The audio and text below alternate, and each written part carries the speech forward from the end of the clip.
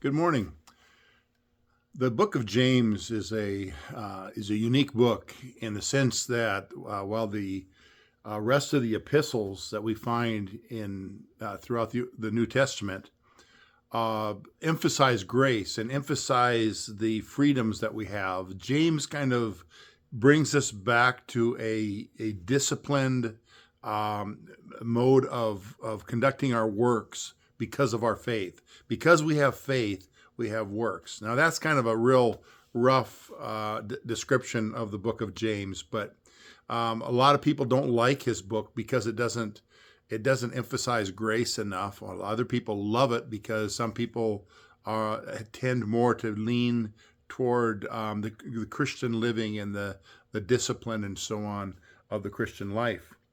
But I want to focus upon, there's one little phrase in there, one little section in there in chapter 3, toward the end of chapter 3, that talks about wisdom. And I think it's important for us to always pray for wisdom. I think there's nothing that we need more. Well, the only thing we need more than wisdom is love. Love first. And we should always be praying that God will lead us to love others. But also, we should be praying that we will have wisdom, godly wisdom. And what this talks about here, the title of this in James chapter 3 is two kinds of wisdom. That's what the New International Version calls it, two kinds of wisdom. What do you suppose those two kinds of wisdom are? Let me read this. Who is wise and understanding among you? Let him show it by his good life, by deeds done in the humility that comes from wisdom. But if you harbor bitter envy and selfish ambition in your hearts, do not boast about it or deny the truth. Such, quote, wisdom, unquote, does not come down from heaven, but is earthly, unspiritual, of the devil. For where you have envy and selfish ambition, there you find disorder and every evil practice.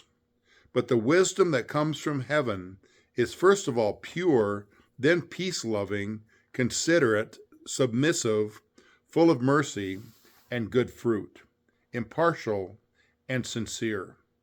Peacemakers who sow in peace raise a harvest of righteousness. It's a great little reminder of how important godly wisdom is. And you'll notice that much of the description of wisdom, spiritual wisdom and godly wisdom, is applying the fruits of the Spirit, very similar to the fruits of the Spirit that we find in Galatians. Here we find that the kind of wisdom that we should have should be based upon being peaceful and being submissive and considerate, not being arrogant and proud. Those are the worldly wisdom. We think of wise. You might get the cartoon image of an owl with a mortarboard graduation hat on his head, and we get that idea of the wise old owl and the wisdom that comes with education and so on. That's the world's description of wisdom, is educated by the world and wise to the things of the world, but that's really not God's description of wisdom. Wisdom is the idea of being submissive to others, being peaceful, being giving and generous and loving and kind, and all of the fruits of the Spirit that we can think of. And so when we think of the kind of wisdom that we ought to be praying for, it's that type of wisdom. It's a spiritual wisdom that is based upon loving one another and submitting to one another, so that others can be built up and rather than pushed down. A lot of times the wisdom of the world will push people down because it's an arrogant, look how smart I am, look how wise I am. I've got this great IQ and I can perceive all the things of the world in such a clear way. And that's arrogance. And what that does is it oftentimes will push other people down because of the arrogance that comes along with it. So as we are God's people, called to be wise in all things, keep in mind that it's a submissive kind of a wisdom. It's a wisdom that cares about other people. It's a wisdom that is based upon God's commands and God's love.